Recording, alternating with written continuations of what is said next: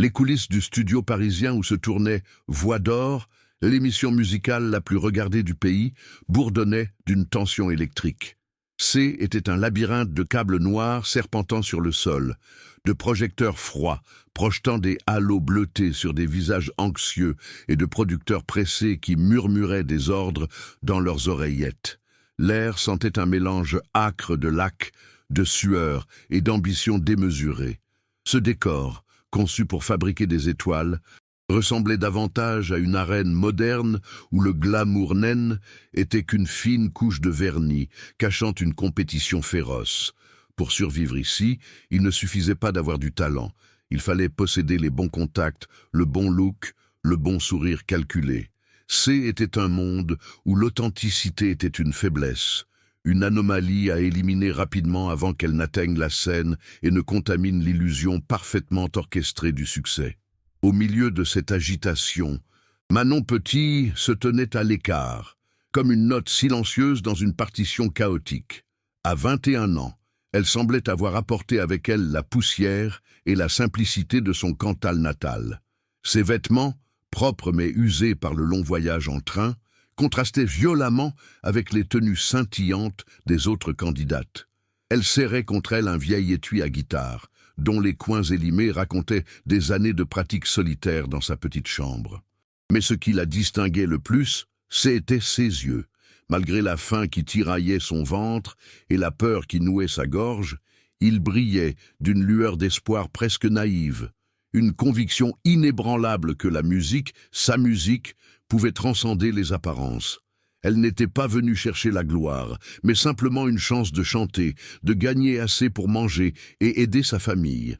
La cruauté, lorsqu'elle frappa, fut aussi soudaine que désinvolte. Un assistant de production, au visage pincé par le mépris, s'approcha d'elle, flanqué de 2 autres candidates qui la dévisageaient avec un amusement condescendant. « C'est avec ce tas de bois que tu comptes jouer ?» lança l'assistant en désignant sa guitare. D'un geste faussement maladroit, il la bouscula. L'étui glissa de ses mains et heurta le sol avec un craquement sec et sinistre, un son de bois brisé qui résonna dans le couloir comme un cri.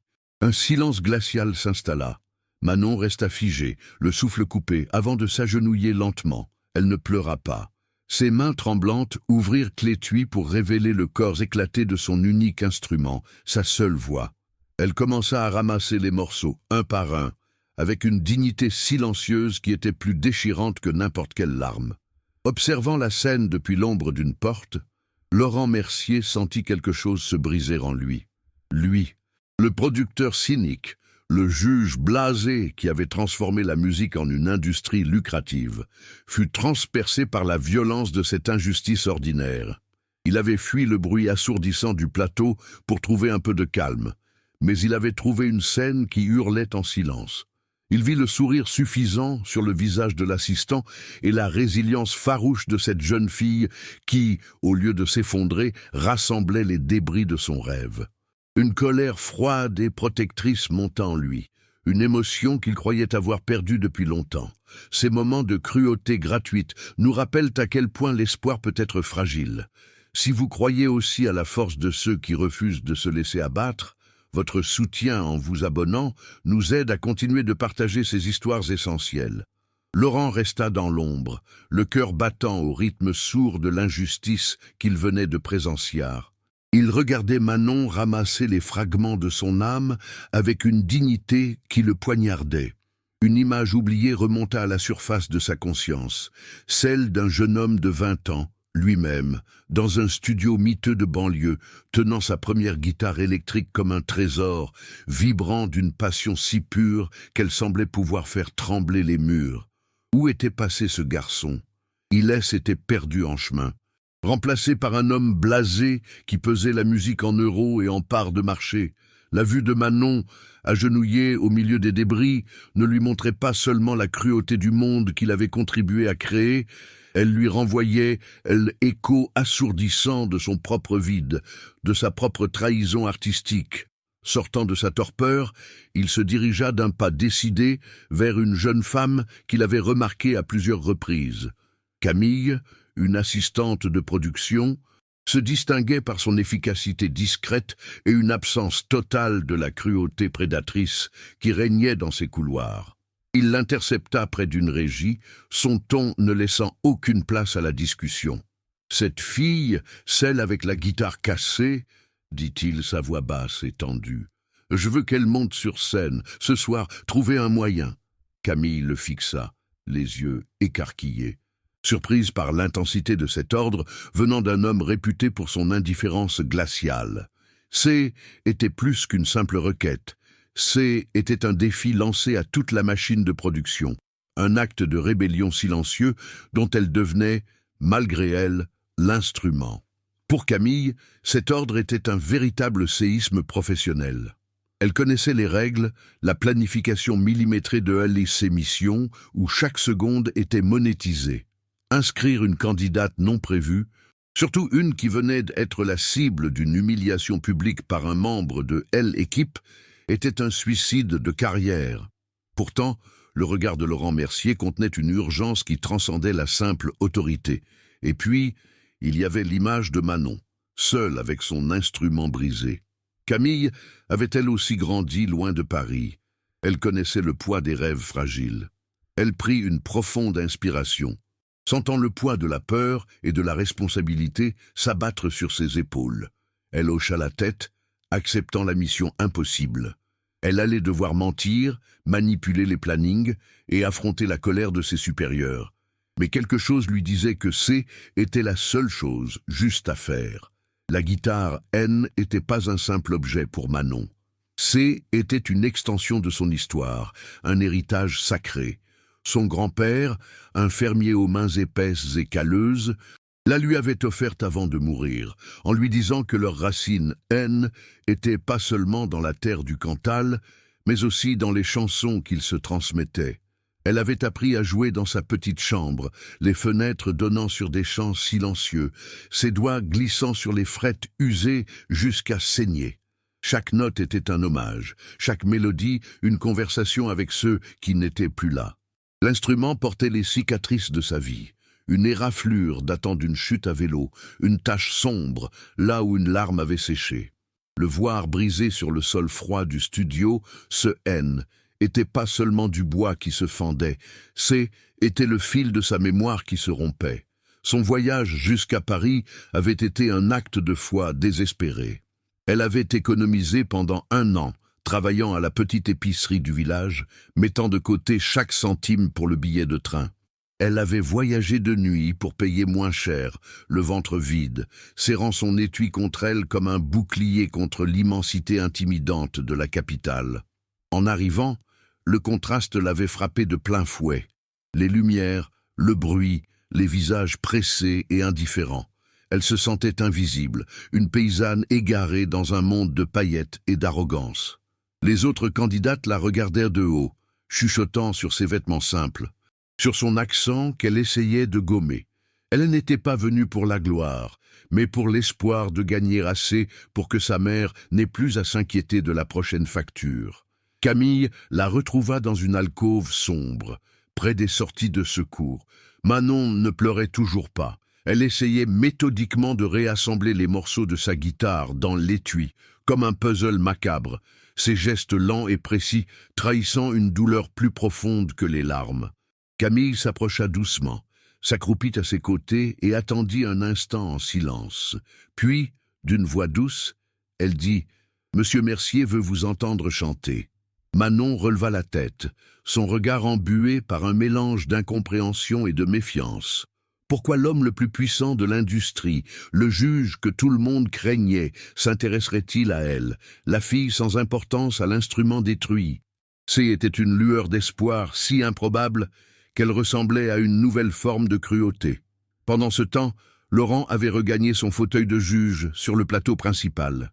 Elle, émission avait repris, et il observait la performance en cours. Un chanteur formaté à la voix parfaite mais sans âme, avec un détachement qui frisait la nausée. Il se sentait complice de cette grande mascarade.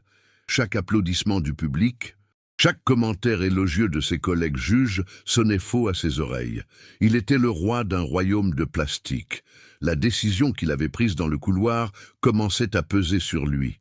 Défendre cette fille, était risquer de faire imploser le système qui lui assurait une vie de luxe et de pouvoir. Était affronter les directeurs de la chaîne, les sponsors, toute une industrie bâtie sur le mensonge qu'il vendait si bien. La peur, une émotion qu'il n'avait pas ressentie depuis des années, commençait à s'insinuer en lui. La nouvelle de l'intervention de Laurent se répandit comme une traînée de poudre dans les coulisses. Le producteur exécutif, un homme au sourire carnassier et au costume trop cher, l'intercepta durant une pause publicitaire. « Laurent, qu'est-ce que c'est que cette histoire ?»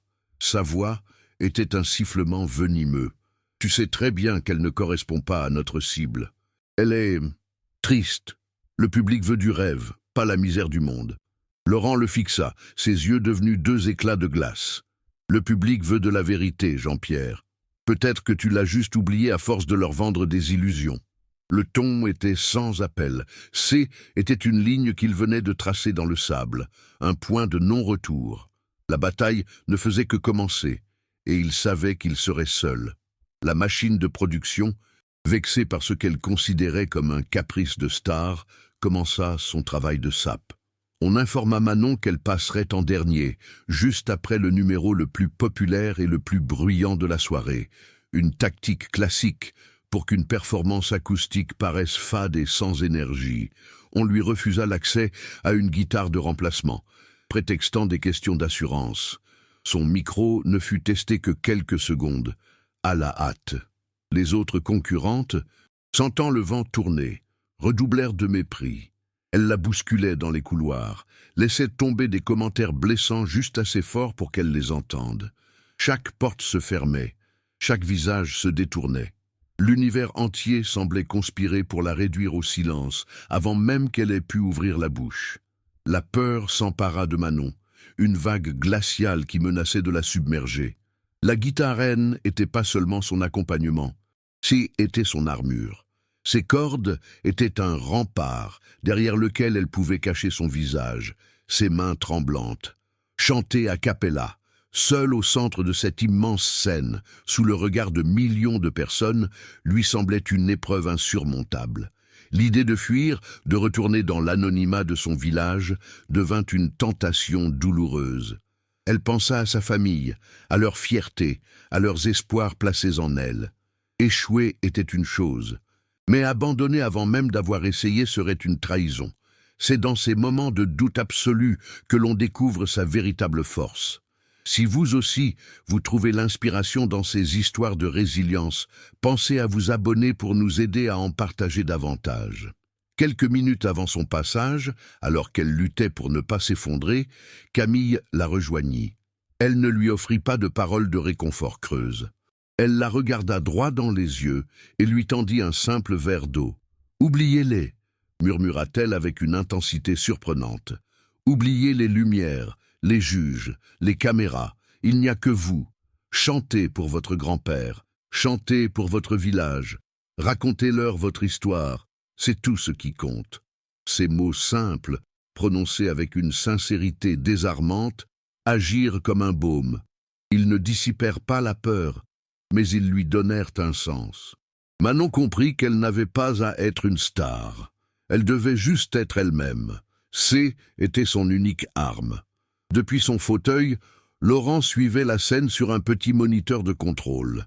Il voyait la panique dans les yeux de Manon, puis la lueur de détermination qui s'y alluma après les mots de Camille. Une réminiscence puissante le frappa. Il se revit enfant, lors de sa première audition pour la chorale de son église. Les genoux tremblants, la gorge sèche.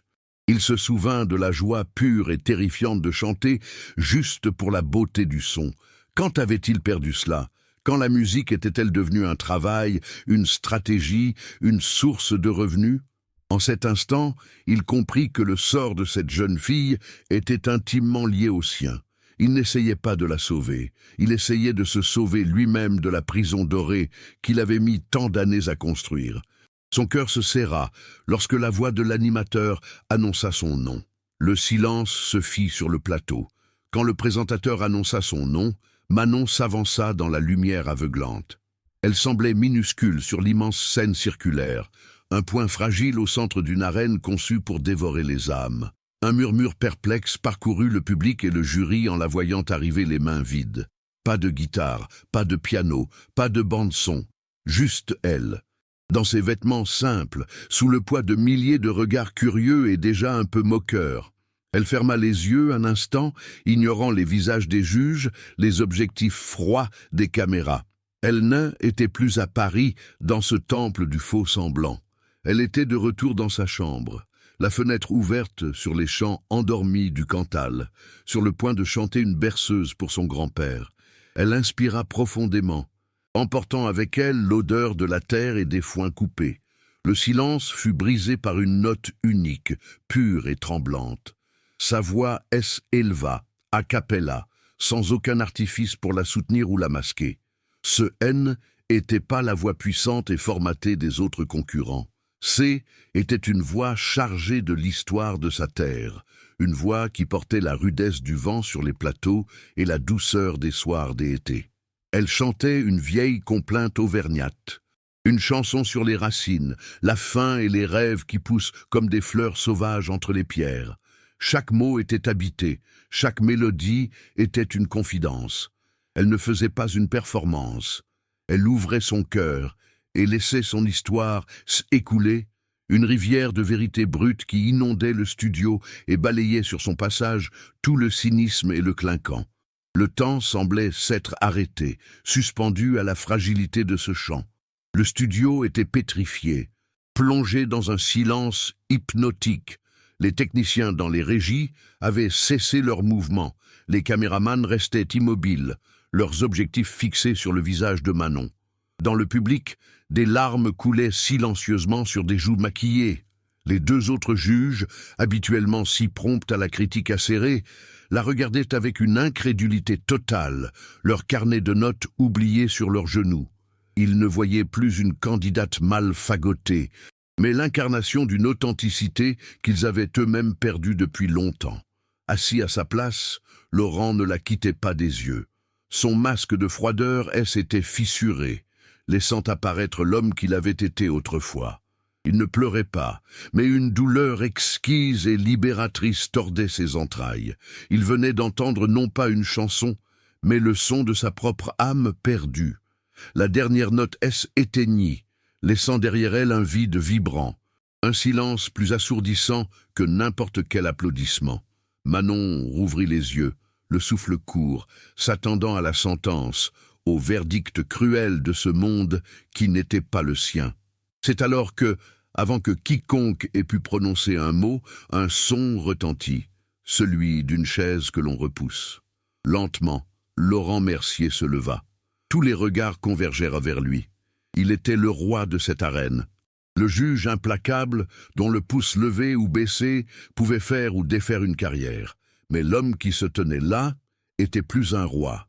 C était un homme brisé et reconstruit en l'espace de 3 minutes.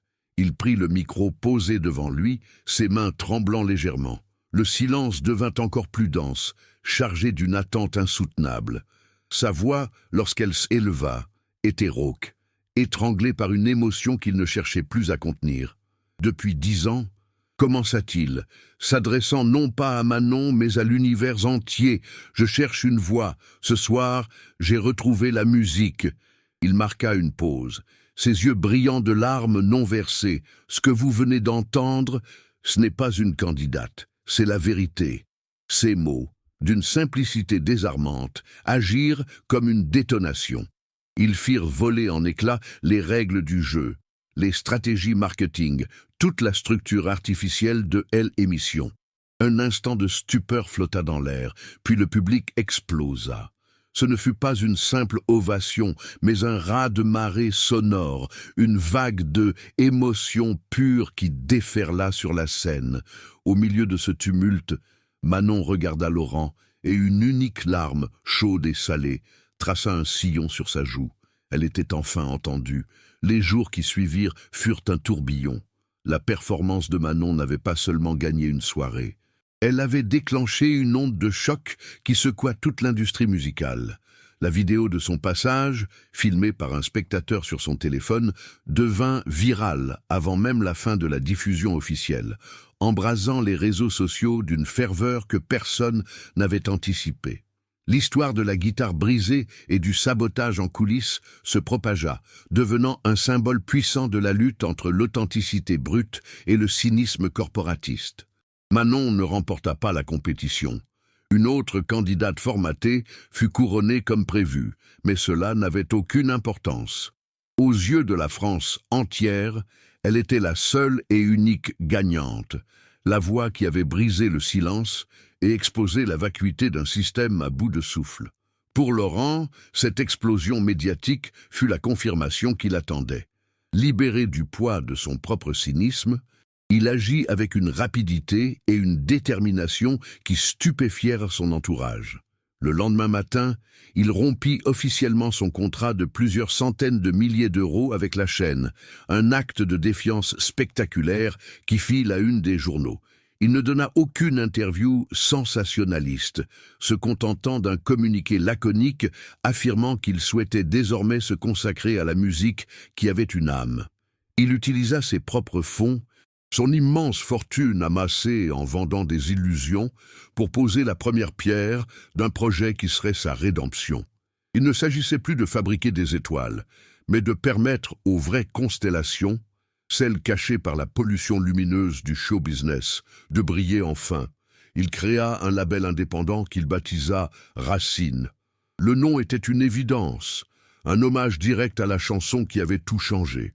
Son premier acte en tant que fondateur fut d'offrir un contrat à Manon, non pas comme une employée, mais comme une partenaire artistique à part entière.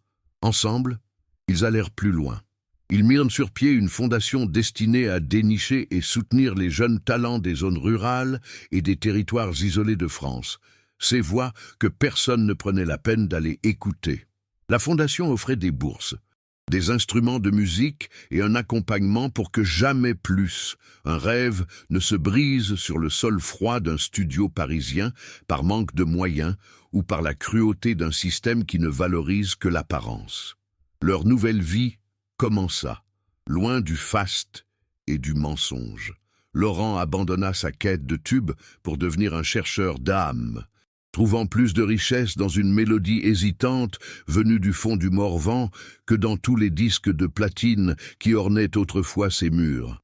Manon devint une artiste respectée, sa musique touchant un public qui avait soif de vérité. Elle ne quitta jamais vraiment le Cantal, puisant sa force dans la terre qu'il avait vu naître et utilisant sa notoriété pour donner une voix à ceux qu'on n'entendait pas. Leur histoire nous rappelle que le courage d'une seule personne peut faire renaître l'espoir chez des milliers d'autres. C'est pour continuer à porter ces récits de dignité et de résilience que votre abonnement est si essentiel.